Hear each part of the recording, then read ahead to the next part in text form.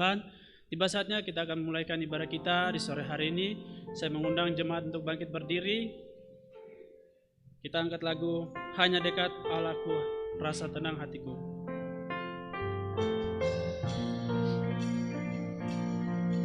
Haleluya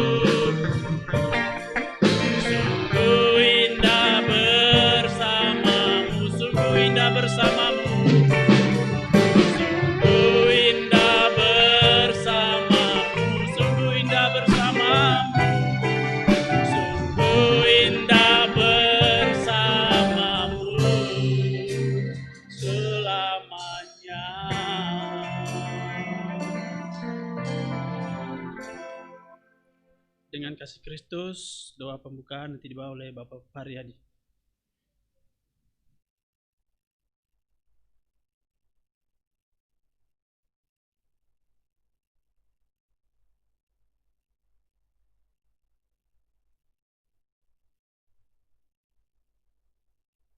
Saudara-saudara yang kekasih, mari kita berdoa.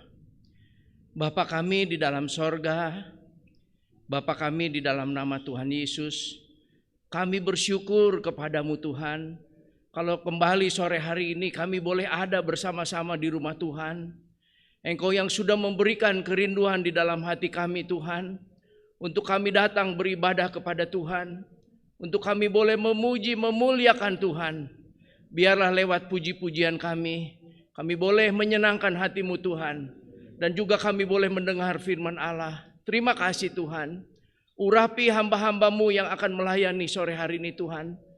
Biar kuasa Roh Kudus bekerja di tengah-tengah kami.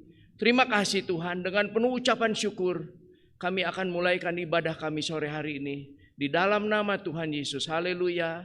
Amin. Nama Tuhan, tiba saatnya kita akan memuji, memuliakan nama Tuhan. Kita angkat lagu kita, Saat Ini Ku Datang Lagi.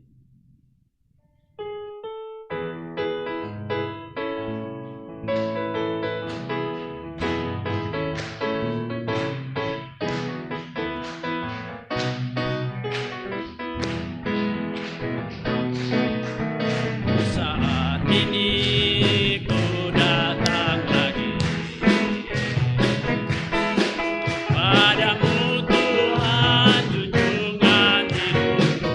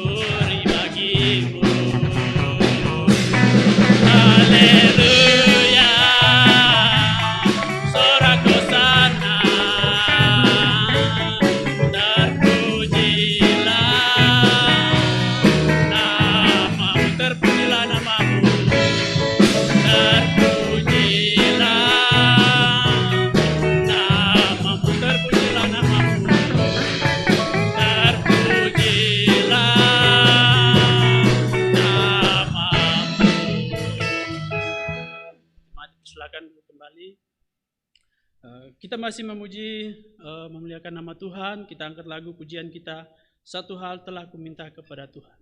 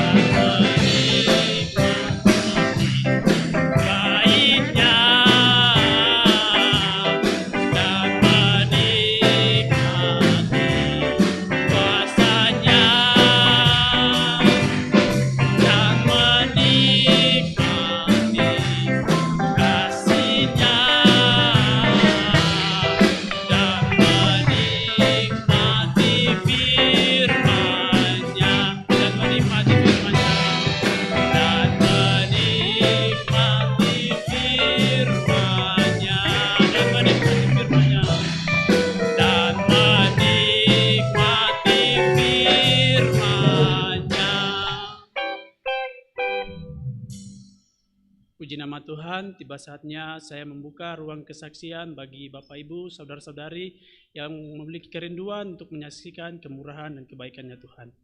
Saya persilakan.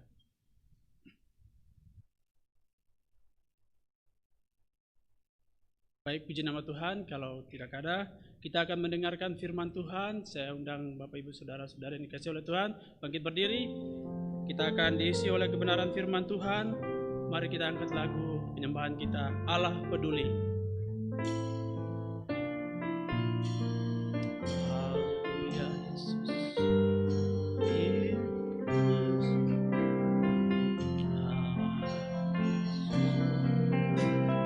Banyak perkara yang tak dapat ku mengerti.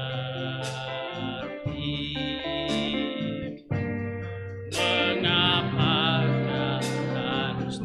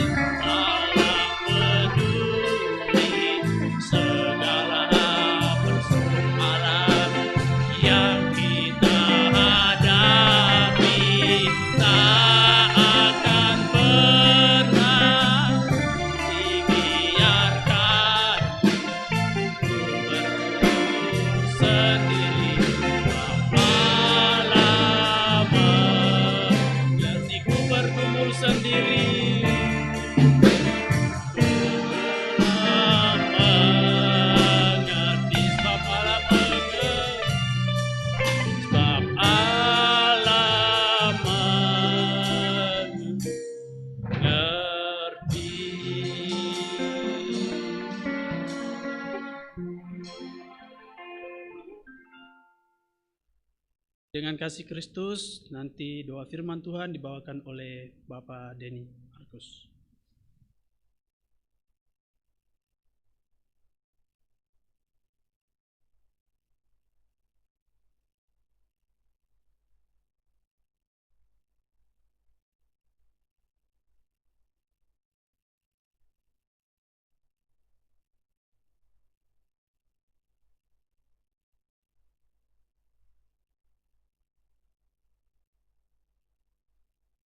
Tengah-tengah ibadah kami.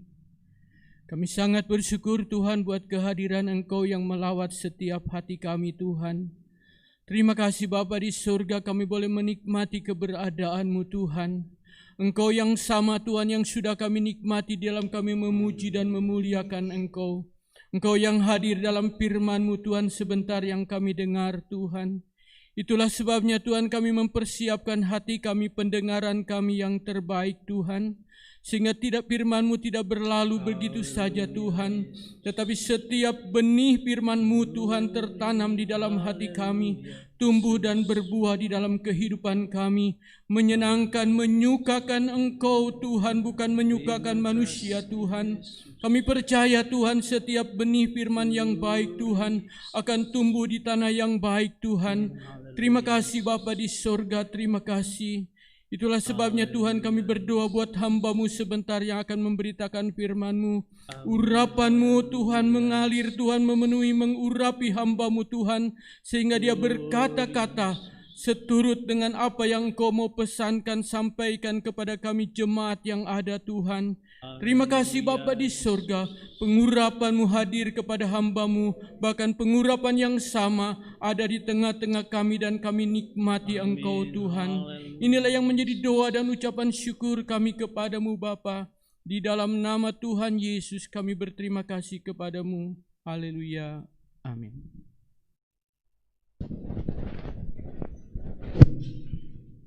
Puji nama Tuhan, pelayanan selanjutnya saya serahkan kepada hamba-Nya yang akan melayani kita dengan firman Tuhan.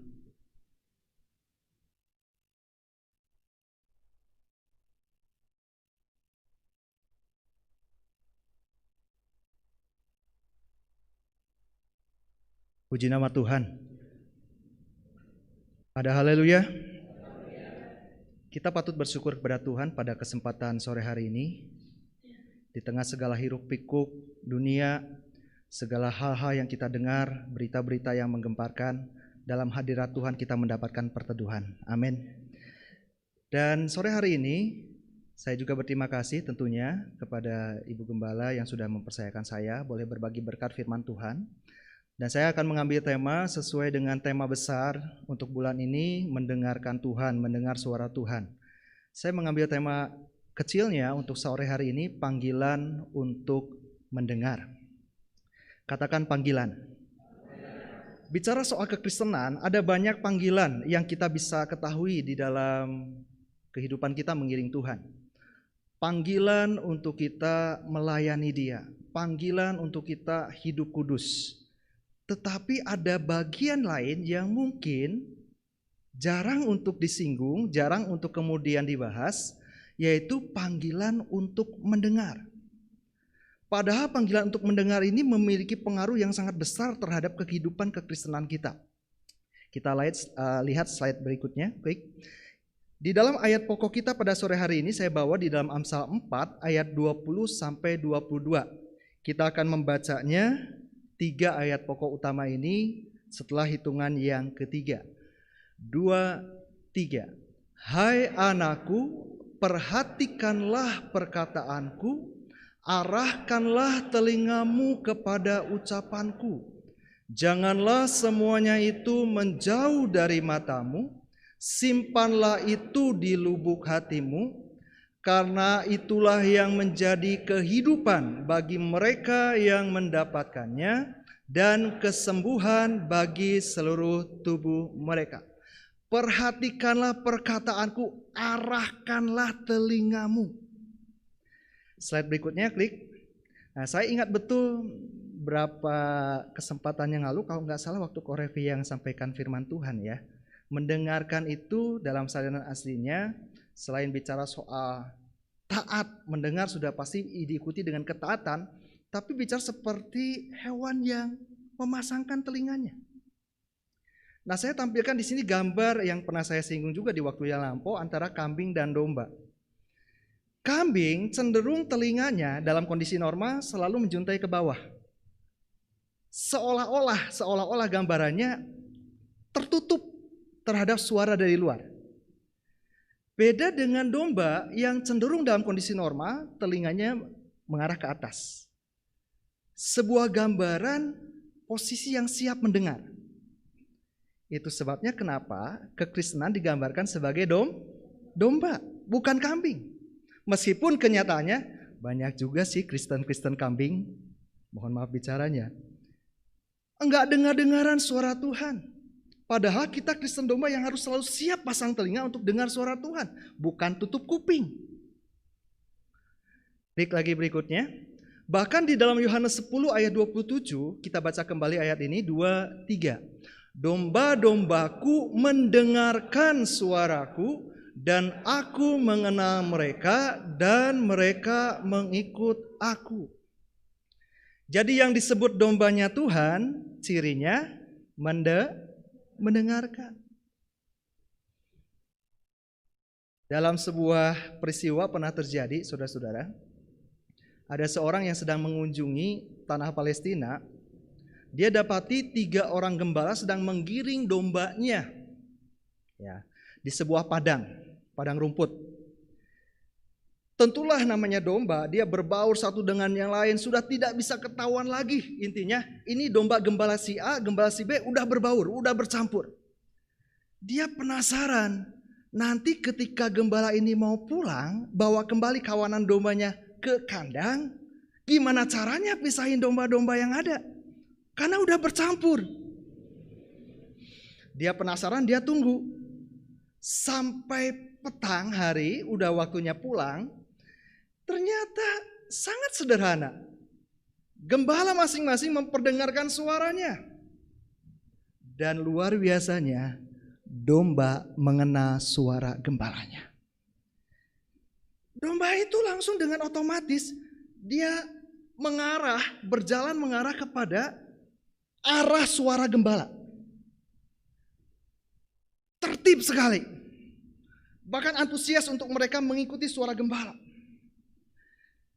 Betapa malunya saya kalau saya jadi domba di dalam kacamatanya Alkitab, kan kita ini domba-domba. Tapi perlakuan kita, sikap kita enggak seperti domba yang seharusnya seperti yang Tuhan mau. Dengar suara Tuhan langsung sigap. Dengar suara Tuhan langsung sigap. Itu dombanya Tuhan. Dengar suara gembala, tajam, peka. Bukan cuma mendengar, mereka mengikut. Taat. Klik berikutnya lagi. Kita kembali ke dalam ayat pokok sebelumnya, ada pertanyaan. Mendengar seperti apa yang Tuhan mau? Banyak cara orang mendengar, tapi mendengar yang seperti apa? Kita lihat lagi, klik. Di dalam ayat pokok kita di ayat 20 dikatakan, hai anakku perhatikanlah. Kata perhatikan digunakan katanya koshab, tapi saya tidak akan bahas tentang hal itu. Arahkanlah, ini yang saya mau perdalam. Arahkanlah telingamu kepada ucapanku. Ketika kita mendengar, Tuhan mau untuk kita mengarahkan telinga kita. Apa maksudnya mengarahkan? Kata arahkanlah digunakan katanya nautah. Dan kata ini mengandung makna yang sangat luar biasa. Kita mau lihat satu persatu. Klik. Yang pertama, kata arahkanlah telingamu artinya mendengar dengan perhatian yang penuh. Kenapa diartikan mendengar dengan perhatian yang penuh? Sebab kata arahkanlah, arti yang pertama mengarahkan atau mengulurkan. Di dalam penggunaan di Alkitab sama seperti ketika Musa mengarahkan tongkatnya ke sungai Nil. Dari yang tadinya dekat, dijauhkan. Itu mengarahkan. Menjauhkan sesuatu agar dapat mengarahkannya kepada yang lain. Yang tadinya jauh jadi dekat. Yang tadinya dekat jadi jauh. Itu nautah. Tentu dalam hal mendengar, ini artinya apa yang Tuhan mau cara kita mendengar? Waktu kita mau mendengar suara Tuhan, kita mesti fokus. Yang tadinya kita terlalu dekat dengan hal-hal duniawi, sibuk dengan hal-hal duniawi, ini saatnya kita menjauh sesaat. Mari kita dekat kepada Tuhan untuk kita bisa mendengar suaranya. Hal yang lebih menarik dalam ilustrasinya, klik. Kalau saya tanya ini kepada anak-anak remaja mungkin agak susah untuk mereka bisa menjawab ini apa ya, apalagi belum pernah lihat alatnya. Tapi saya kira sebagian besar kita tahu ini apa, saudara?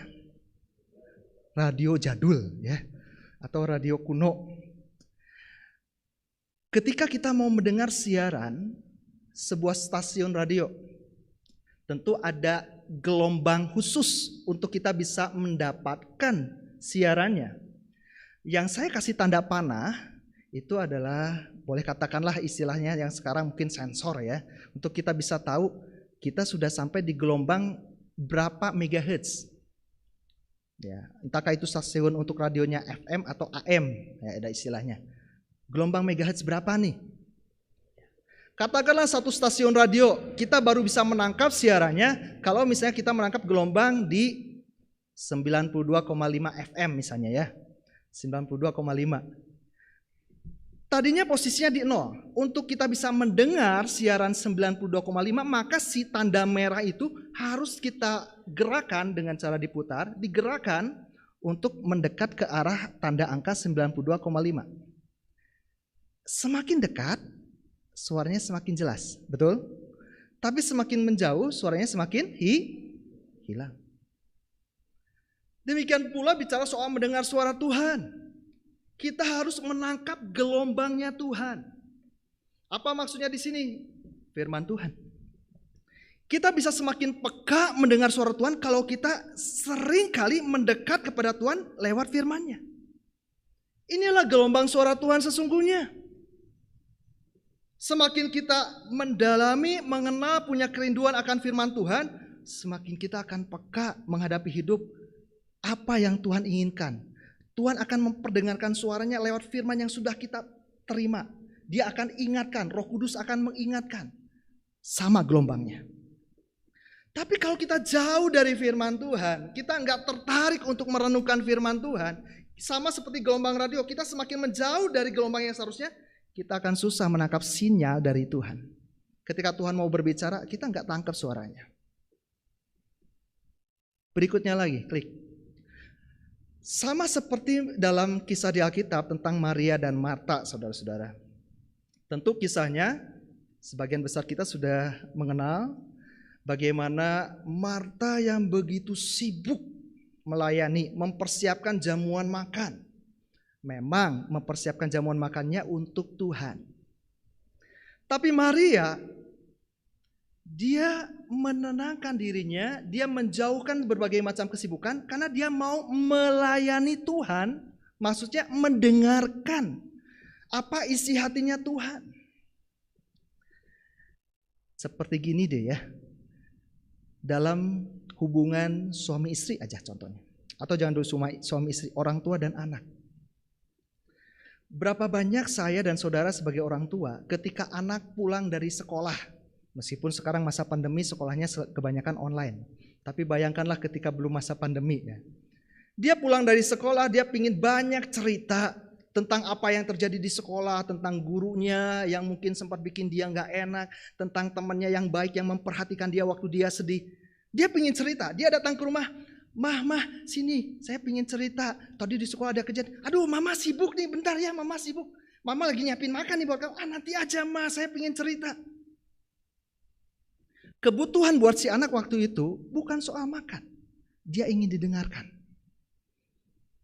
Nah ketika Yesus datang, Yesus nggak mau merepotkan sebetulnya untuk disiapkan makan dan sebagainya. Oke, kalau misalnya sebagai Tuhan Yesus, terima kasih sudah disiapkan makan. Tapi waktu itu Tuhan ingin memperdengarkan isi hatinya. Dan Maria tangkap kerinduan hati Tuhan. Marta enggak, dia sibuk sana sini, sibuk sana sini. Dia enggak menangkap isi hatinya Tuhan. Suara hatinya Tuhan. Sedangkan Maria menangkap suara hatinya Tuhan. Saudara, jangan sampai terlepas saudara yang punya pekerjaan atau saudara yang punya usaha, termasuk kami-kami yang melayani pekerjaan Tuhan. Saking sibuknya melayani, saking sibuknya bekerja apapun bentuknya, kita nggak menangkap suara hatinya Tuhan yang ingin memperdengarkan suaranya.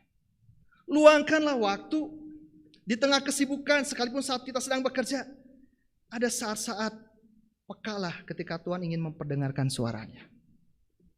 Jauhkan berbagai macam kesibukan, dekat kepada Tuhan dan dengar isi hatinya. Amin. Berikutnya klik yang kedua. Kata arahkanlah, ketika dikatakan arahkanlah telingamu. Kata arahkanlah, nautah, berikutnya digunakan katanya meregangkan. Dalam bahasa Inggris stretch. Istilah ini ada stretching atau cooling down. Kalau dalam istilah olahraga, biasanya setelah olahraga yang cukup berat, contohlah yang lebih sederhana, senam ya. Dalam senam ada tahapan-tahapan. Pertama tahapan pemanasan. Ada gerakan-gerakan tertentu supaya kita tidak kaget ketika melakukan gerakan inti. Ada gerakan pemanasan dulu. Lalu masuk pada gerakan inti. Nah, setelah gerakan inti enggak langsung selesai. Ada yang disebut gerakannya pendinginan. Dulu saya pernah ikut kejuaraan senam waktu tingkat SD. Ya puji Tuhan, sempat juara. Tapi kenapa bisa juara? Ya karena pertolongan Tuhan. Selain itu juga Tuhan memakai salah seorang guru yang melatih kami untuk tahu. Bukan cuma sekedar tahu gerakan senam, tapi tahu fungsi senam sehingga kita bisa menghayati gerakan-gerakan itu. Karena tahu fungsinya. Pemanasan ini maksudnya apa? Jadi kamu mau melakukannya mesti gimana? Gerakan inti itu seperti apa dan tujuannya apa? Jadi kamu harus melakukannya gimana? Pendinginan tujuannya apa? Dan kamu melakukannya harus seperti apa? Karena kita mengerti, kita melakukannya bukannya sekedar karena kita mau ikut lomba dan tahu gerakannya, tapi kita memahami, menghayati gerakan-gerakan itu. Apa tujuan pendinginan di sini? Proses peregangan, pendinginan melenturkan kembali otot-otot setelah beraktivitas. Menurunkan denyut jantung yang tadinya berdegup cepat waktu gerakan inti itu menjadi stabil kembali sebagaimana kondisi awal. Apa maksudnya mengarahkan telinga? Stretching. Kita harus meneduhkan hati pikiran kita untuk bisa mendengar suara Tuhan. Bukan cuma menjauh dari kesibukan, tapi kesibukan tetap ada dalam pikiran dan hati, nggak ada artinya. Kita tinggalkan pekerjaan sementara, kita mau mendekatkan diri kepada Tuhan, kita masuk kamar, kita berdoa misalnya ya. Tapi pikiran hati kita masih sibuk, masih tegang, masih terus memikirkan pekerjaan, masalah-masalah dan sebagainya. Tidak menyediakan diri untuk tenang, rileks, teduhkan hati, tangkap suara Tuhan. Contohnya, klik. Suatu kali, saudara, kisah ini pernah saya singgung beberapa kali ya, waktu yang lampau. Ada rombongan mahasiswa yang melakukan kuliah kerja nyata di sebuah desa. Ya, mahasiswa ini membantu para petani yang habis melakukan panen dan lalu membawa hasil panen itu ke lumbung desa. Dari katakanlah menjelang siang sampai petang, mereka sibuk membantu petani-petani itu sampai akhir dari berkas yang mau dimasukkan ke lumbung, satu orang mahasiswa terlihat sibuk, panik. Teman-temannya nanya, kamu kenapa kok sesibuk itu, panik gitu, kenapa sih, ada apa sih? Lalu dia bilang, aduh aku kehilangan jam tanganku. Lah gampang nanti beli lagi, gak bisa, itu jam tangan dari tunangan saya. Itu sangat berarti bukan soal jamnya, tapi siapa yang memberinya, kan gitu ya saudara. Nanti kalau sampai hilang tunangan saya bisa bilang, jam tangan aja dari saya kamu gak bisa jaga, apalagi saya, jangan-jangan kamu gak bisa jaga saya nanti. Jadi dia panik, dia sibuk. Singkat ceritanya saudara, dia gak menemukan juga. Sampai akhirnya dia sudah mulai lelah juga, dia bilang, udah kalian bolehlah pergi duluan. Dia minta izin untuk kunci lumbungnya dipinjam dulu. Katanya dia mau beristirahat sebentar dan kalau ada waktu dia mau cari lagi sekali lagi. Setelah itu ya sudah terserah ketemu atau enggak dia akan pulang. Akhirnya diizinkan. Waktu semua sudah pulang, situasi sudah tenang, hening. Dia merebahkan dirinya di antara gundukan-gundukan berkas itu. Tiba-tiba terdengar suara apa? Ketika panik, sibuk, gaduh, suara jam itu nggak terdengar. Tapi waktu dia menenangkan dirinya, suara yang kecil itu dia bisa dengar. Tuhan tidak selalu berbicara dengan suara yang keras seperti pada zaman Alkitab, pada zaman Musa di Gunung Sinai, menggelegar sampai bangsa Israel ketakutan. Tapi pada zaman Elia, Tuhan berbicara juga kepada Elia dalam bentuk angin sepoi-sepoi basah, suara yang lembut. Tangkap suara Tuhan dengan kita menenangkan diri kita. Bukan hanya keluar dari kegiatan yang menyibukkan kita, tapi pikiran hati kita juga harus tenang. Supaya kita bisa mendengar, peka terhadap tuntunan Roh Kudus, terhadap petunjuk dari Tuhan, apa yang Tuhan mau untuk kita lakukan. Amin. Berikutnya, klik. Yang ketiga, kata arahkanlah, itu diambil kata membelokkan, turn. Kalau saudara lihat gambar di depan, itu sebuah aplikasi yang sudah kita kenal, banyak namanya, ya. Aplikasi itu membantu kita untuk kita bisa sampai tujuan, sebuah lokasi tempat yang kita tidak tahu, tidak pernah datang. Dengan aplikasi ini kita bisa dipandu untuk bisa sampai sesuai dengan jalur yang tercepat, kita bisa atur. Jalur yang tidak terlalu ramai kita bisa atur di aplikasi itu. Ya. Dan aplikasi itu akan mengarahkan kita kalau kita salah jalan. Misal, kita mestinya belok kanan, tapi kita lurus-lurus saja. Nanti aplikasi itu ketika sudah disetting dengan suara akan berbunyi, akan bersuara. Turn right, belok kanan. Bahkan sebelum belok udah dikasih petunjuk dulu nih. Ini belokan. Kita masih di sini. Dikasih tahu berapa meter lagi, turn right, belok kanan. Kalau kita taat, maka kita akan sampai kepada tujuan dengan waktu yang tepat. Tapi kalau kita nggak taat, kayaknya salah deh ini, kayaknya nggak belok yang saya dengar dari orang-orang katanya jalannya lurus aja, nggak mau taat nih sama aplikasinya nih, dengar kata orang yang orang itu aja mungkin nggak tahu juga, lurus, nanti akan dikasih tahu, dikasih peringatan, turn back again, balik kembali. Kalau taat mending akan meringkaskan waktu dari waktu yang udah terbuang. Tapi kalau enggak, kita lurus terus, labrak terus yang mestinya belok, udah makin jauh. Nanti pas udah kelimpungan baru bingung. Kok ini di mana ya? Katanya udah jalanan tadi kita akan ketemu sama toko A. Ini toko A-nya mana yang ada hutan? Banyak orang Kristen tidak sampai pada tujuan yang Tuhan mau karena tidak peka mengarahkan telinganya terhadap petunjuk ketika Tuhan bilang belok. Ketika Tuhan bilang balik. Bahkan ketika Tuhan bilang lurus kita malah belok. Kita mau dengar-dengaran, kita mau taat. Amin. Klik. Ada sebuah kisah yang sangat populer di sekolah minggu tentang Samuel. Ketika Samuel diperkirakan usianya 12 tahun, Alkitab tidak mencatat, tapi banyak rujukan yang berkata usianya waktu itu kira-kira 12 tahun katanya. Waktu itu jarang sekali Tuhan berbicara. Ada tapi jarang sekali.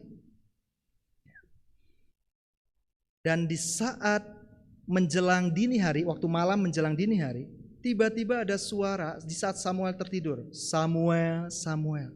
Dia bangun dan dia pikir itu Imam Eli. Dia datangin kamarnya Imam Eli. Bapak memanggil saya? Enggak, aku enggak panggil kamu, udah kamu tidur. Sampai berapa kali saudara? 3 kali. Mungkin kalau kita bacanya sepintas, kita enggak bisa mendapati hal yang luar biasa dari Samuel. Sikapnya, keteladanannya. Dia mendengar dengan kesigapan. Dia mendengar dengan ketaatan. Maaf bicara ya, berapa banyak anak usia 12 tahun ketika dipanggil sama papa mamanya pas lagi tidur. Nak, bangun nak. Betul? Semoga bukan anak-anak kita ya. Susah dibangunin. Tapi Samuel waktu dengar namanya dipanggil sigap. Dan dia berpikir, jangan-jangan Imam Eli mau panggil saya untuk mengerjakan tugas tertentu. Bayangin lagi jam tidur saudara. Lagi jam tidur. Zaman sekarang jangankan lagi jam tidur, lagi jam kerja. Ada katakanlah karyawan, anak buah kita lagi malah tidur, dibangunin. Ini lagi jam tidur. Hati yang taat, hati yang siap, hati yang sigap. Beda dengan Imam Eli. Imam Eli sebetulnya Tuhan sudah berbicara lewat seorang abdi Allah. Kalau sudah baca di 1 Samuel pasal 2. Tuhan udah bicara menegur Imam Eli lewat abdi Allah tentang perlakuan anaknya yang dursila, yang jahatnya kebangetan. Imam Eli nggak dengar-dengaran, nggak heran. Tuhan akhirnya berbicara kepada Samuel, anak kemarin sore yang masih ingusan. Bukan Imam Eli yang sudah ngelotok firman Tuhan udah hafal banyak-banyak. Tuhan nggak berbicara kepada Imam Eli. Tuhan bicara sama Samuel yang punya hati taat. Mendengar suara Tuhan bukan soal kita tahu banyak firman Tuhan, bukan itu. Sekalipun untuk mendengar suara Tuhan kita harus punya kerinduan firman Tuhan. Tapi nggak menjamin orang banyak tahu firman Tuhan, dia orang yang dengar-dengaran kepada Tuhan, nggak jamin. Imam Eli tahu banyak firman Tuhan. Untuk jadi imam, dia mesti tahu banyak firman Tuhan. Tapi nggak bisa mendengar suara Tuhan dan tidak dengar-dengaran suara Tuhan. Samuel masih ingusan, tapi karena punya hati yang taat, hati yang sigap, dia bisa mendengar suara Tuhan. Klik lagi berikutnya. Di Ayub 36 ayat 10 sampai ayat yang ke-12, senada dengan bagian yang tadi, saya akan bacakan. Dan ia membukakan telinga mereka bagi ajaran dan menyuruh mereka berbalik. Turn back, dari kejahatan. Jikalau mereka mendengar dan takluk, maka mereka hidup mujur sampai akhir hari-hari mereka dan senang sampai akhir tahun-tahun mereka. Tetapi jikalau mereka tidak mendengar, maka mereka akan mati oleh lembing dan binasa dalam kebebalan. Itulah yang terjadi pada Samuel dan anak-anaknya. Udah diperingatkan oleh Tuhan, enggak mau dengar-dengaran, enggak mau berbalik dari kejahatan, akhirnya mati binasa. Seperti contoh gambar di sini, sudah ada peringatan, hati-hati tikungan tajam. Kalau tikungan tajam berarti kita harus lebih waspada, fokus, kecepatannya dikurangi untuk kita aman melintasi jalur tersebut. Tapi kalau kita enggak mengindahkan, cuek aja, tancap gas terus. Tahu-tahu akhirnya mobilnya enggak seimbang dan berbalik, enggak dengar-dengar. Masuk pada poin yang berikutnya, klik. Nah ini yang bagian terakhir dari kata arahkanlah, nautah, yang keempat yaitu mendengar dalam keintiman yang luruh. Sebab kata ini diartikan juga seperti seorang yang sedang menyendengkan diri untuk mendekat dan mendengar. Suara yang lembut, mendekatkan telinganya, menyendengkan telinganya. Dan tidak mungkin kita mau menyendengkan telinga kita kepada seseorang yang tidak kita kenal. Kita mau menyendengkan telinga kita kepada orang yang kita kenal yang sedang berbicara. Kalau kita nggak kenal, kita nggak mau deket-deket. Kita ada rasa aman dulu, kita punya hubungan yang dekat dan rasa percaya dulu kepada orang yang sedang berbicara. Maka kita mau menyendengkan telinga kita. Ini bicara soal hubungan yang dibangun lewat sebuah proses. Suara yang lembut. Seperti ketika saya berbicara kepada istri saya berbicara kepada anak saya. Enggak selalu saya harus teriak bicaranya. Ada saatnya mungkin saya sudah lelah, saya sampai ke rumah, saya berbicara, mereka enggak dengar, mereka akan menghampiri. Bahkan ketika menghampiri enggak dengar juga, coba ulangi tadi apa? Tapi menyendengkannya di sini artinya saudara menyendengkan ke bawah dalam salinannya. Menyendengkan, coba ulangi. Misalnya anak saya lagi sakit. Namanya orang lagi sakit kan bicaranya kadang-kadang enggak bisa keras ya. Suaranya pelan sekali. Nah karena saya dekat dengan dia dekat dengan saya. Waktu dia bicara dengan suara yang pelan, saya akan mendengkan telinga saya supaya saya bisa dengar. Tapi kalau saya nggak kenal dia, saya juga sungkan, nggak mau saya dengerin. Tadi bicara apa ya? Paling nanya sama orang yang dekatnya dia. Menggambarkan kedekatan. Jadi mendengar suara Tuhan tidak bisa tidak. Kita harus memiliki hubungan yang dekat dan semakin dekat dengan Tuhan. Klik lagi berikutnya, bagian-bagian terakhir. Lalu mendengar untuk apa? Kalau kita udah mendengar itu untuk apa? Mendengar firman Tuhan, mendengar suara Tuhan, mendengar petunjuk Tuhan, tuntunan Tuhan. Ayat berikutnya, klik. Amsal 4 ayat 21a. Janganlah semuanya itu menjauh dari matamu. Tuhan berbicara lewat banyak hal, nanti akan disampaikan tentu oleh hamba-hamba Tuhan yang lain di kesempatan-kesempatan kebaktian berikutnya. Banyak hal cara Tuhan berbicara, tapi saya akan kembali ke sini. Tuhan bisa berbicara lewat firman-Nya. Bukan berarti firman-Nya selalu ditempel dekat mata. Siap-siap saudara akan ditangkap dan dibawa ke suatu tempat yang tidak saudara kehendaki. Enggak begini tentunya ya, bukan. Tapi maksudnya firman Tuhan, petunjuk Tuhan, kehendak Tuhan, suara Tuhan itu harus menjadi lensa cara pandang kita terhadap situasi masalah yang terjadi. Kita ini tadi digambarkan domba. Domba itu matanya nggak bisa melihat jauh, rabun.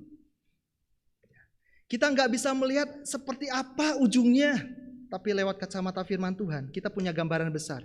Sekalipun saya menderita, tapi di dalam Tuhan, penderitaan ini akan mengerjakan kemuliaan yang lebih besar yang Tuhan kerjakan dalam hidup saya. Itu kacamata firman Tuhan.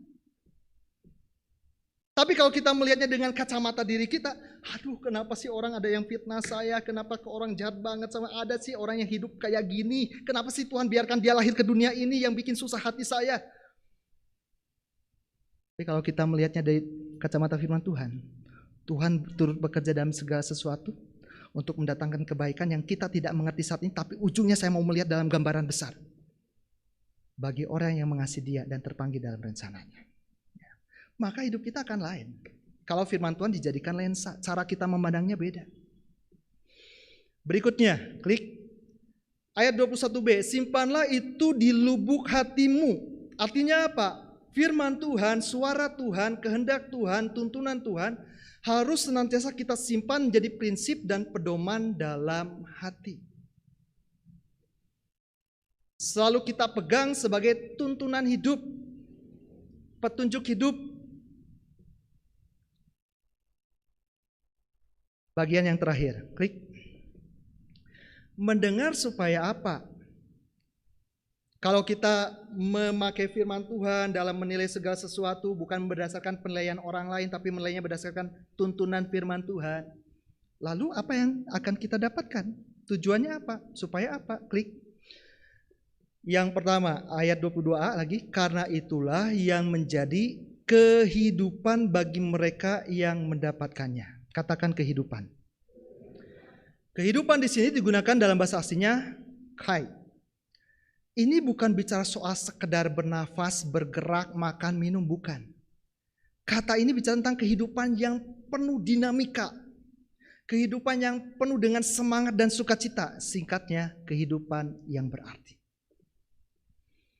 Jangan sampai kita di dalam hidup ini mungkin ngerasa kok hidup saya nggak berarti karena kita salah jalan. Kita nggak dengar suara Tuhan. Kita menilai segala sesuatu selalu dengan kacamata kita sendiri, bukan berdasarkan cara pandang firman Tuhan. Ya, kok ada orang yang jahat, kita rasa hidup kita nggak berarti. Tapi kalau kita melihatnya dari kacamata firman Tuhan, ini ada sebuah sarana untuk Tuhan membawa saya dalam proses pembentukan yang lebih lagi. Saya akan diajarkan untuk belajar sabar menghadapi orang yang menjengkelkan. Sehingga saya semakin mencerminkan karakter Kristus yang mempermuliakan namanya. Itu menjadi berarti, ada tujuan. Banyak orang Kristen tidak berarti, kenapa? Karena kehilangan tujuan hidup. Kenapa kehilangan tujuan hidup? Enggak lagi ngikutin tuntunan Tuhan, tersesat. Saya tuh hidup di dunia itu ngebuat apa sih ya, kok susah begini ya. Enggak lagi punya tujuan, enggak lagi bisa melihat tujuan. Tapi kalau kita kembali mau dengar-dengaran suara Tuhan, kita akan menemukan tujuan hidup kita yang berarti. Haleluya. Berikutnya, dan kesembuhan bagi seluruh tubuh mereka. Firman Tuhan akan memberikan pemulihan, menyegarkan, menyehatkan dengan sempurna. Amsal adalah kelompok dalam kitab puisi. Tentu sekalipun itu dikatakan tubuh, itu bicara secara umum gambaran kiasan keseluruhan hidup kita. Firman Tuhan itu akan sangat bermanfaat kalau kita mau dengar-dengaran, baik bagi kesehatan tubuh jasmani, Taruhlah pisau di lehermu kalau besar nafsu makanmu kan. Ya, itu maksudnya kita harus punya penguasaan diri terhadap makan. Kalau mau sehat. Tapi penguasaan diri juga soal emosi. Jangan simpan amarahmu sampai matahari terbenam. Itu sehat secara emosi.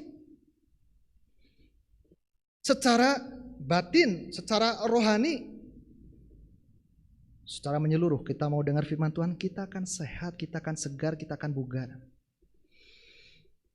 Berikutnya, akhirnya kesimpulannya saudara, di bagian renungan sore hari ini yang pertama, mari kita mendengar dengan perhatian, kita mau kesampingkan segala kesibukan, dan kita mau menikmati keteduhan hadirat Tuhan.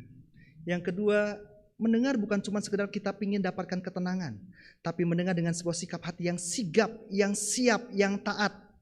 Dan itu akan membawa kita semakin intim dekat dengan Tuhan. Karena Tuhan senang dengan orang yang dengar-dengaran kepadanya. Yang ketiga, mendengar firman-Nya untuk menjadikannya cara pandang, pedoman dan prinsip hidup agar kita mengalami pemulihan dan menjadikan hidup kita berarti. Puji Tuhan, saya tidak perpanjangkan firman Tuhan. Mari pemain musik saya undang maju ke depan. Jemaat saya undang bangkit berdiri. Kita mau angkat pujian menikmati Tuhan.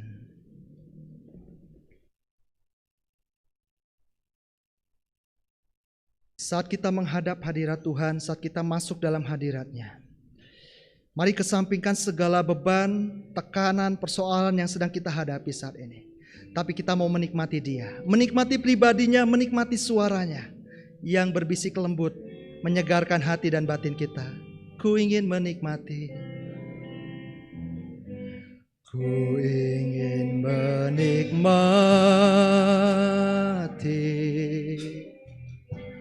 pribadi-Mu Tuhan. Seperti rusa rindu, seperti rusa rindu, mata air jernih. Haleluya. Harta dan kekayaan,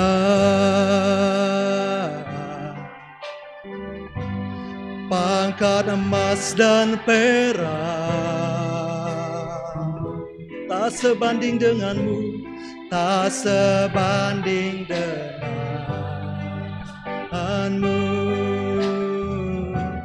Yesus kekasihku. Kita nyanyikan kembali dari awal. Ku ingin menikmati. Mari hampiri Tuhan, dekati hadirat-Nya. Hanya Engkau segalanya Tuhan. Seperti rusa rindu, mata air jernih. Oh, harta kekayaan tak ada artinya.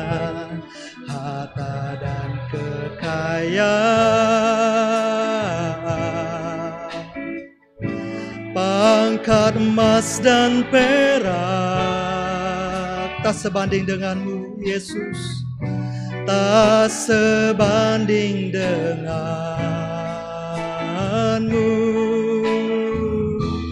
Yesus kekasihku, mari nikmati Tuhan. Oh, menikmati Tuhan, menikmati Yesus di setiap waktu. Kau berharga, menikmati Tuhan, menikmati Tuhan, menikmati Yesus di alam kekekalan.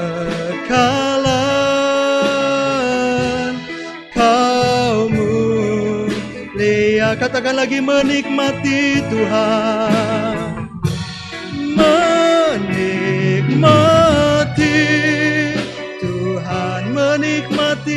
Yesus menikmati Yesus di setiap waktu. Kau berharga, oh menikmati Tuhan, menikmati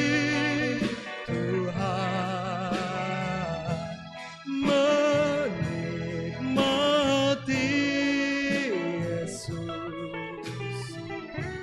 dalam kekekalan.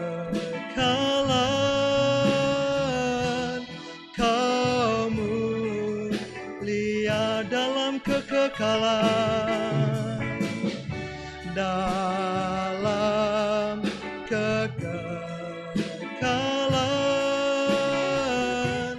Kamu, katakan lagi, dalam kekekalan. Dalam kekekalan.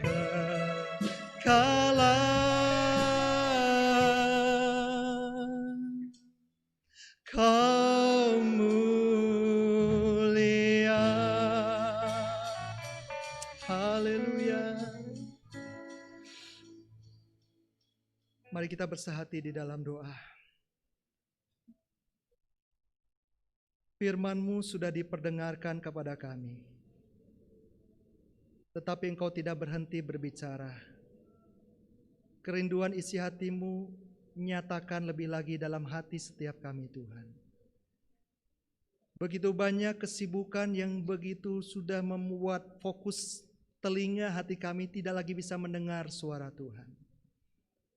Tetapi firman-Mu kembali mengajarkan kami untuk kami boleh memberikan perhatian penuh, menenangkan hati pikiran kami tidak ditekan oleh berbagai hal-hal yang terjadi di dunia ini, tetapi kami mau menenangkan diri kami untuk kami peka, tajam mendengar suara dan tuntunan Roh Kudus dalam hidup kami.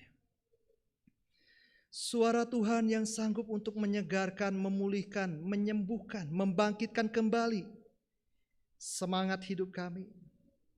Di tengah kegersangan dunia, suara-Mu bagaikan air yang sejuk. Di tengah kesuaman dan kedinginan hati banyak orang, suara-Mu bagaikan api yang menggelorakan dan menghangatkan kembali jiwa kami. Di tengah kesusahan, kelemahan, suara-Mu menguatkan langkah-langkah kami berikutnya. Karena itu Tuhan, jangan berhenti mendengarkan suara-Mu. Dan biarlah hati kami sebagai hati yang senantiasa bagaikan tanah yang lembut. Saat firman-Mu diberitakan, kami mendengar suara-Mu. Saat Engkau berbicara lewat berbagai kejadian, peristiwa, kami menangkap isi hati-Mu. Ketika Engkau menyampaikan pesan-Mu lewat orang tua, lewat orang-orang yang Tuhan nyatakan mereka untuk menjadi perpanjangan dari suara Tuhan, kami peka dan kami taat mendengar suara-Mu, Tuhan. Sehingga kami boleh mendapati kehidupan kami berarti dan bermakna. Kami memiliki tujuan hidup yang sebenarnya. Kehidupan yang sejati di dalam Tuhan. Terima kasih Tuhan Yesus yang baik. Meteraikan firman-Mu, dan kami terima semua firman yang sudah kami dengar dengan hati yang terbuka. Dan kami sebentar akan memberikan korban syukur kami. Kami percaya berkat datangnya dari Tuhan. Kami belajar memberikan yang terbaik, sebab Engkau yang sudah memberikan teladan terlebih dahulu kepada kami.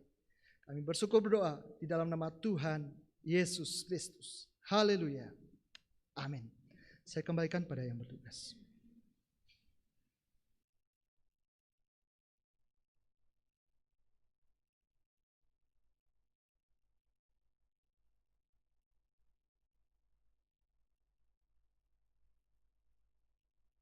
Puji Tuhan, saudaraku yang kekasih, kita sudah diberkati oleh Tuhan Yesus melalui firman Allah yang disampaikan oleh hamba-Nya. Tiba saatnya kita berikan korban syukur kita. Haleluya, persembahan jangan satu kali. Kuletakkan bebanku di pinggir sungai. Selagi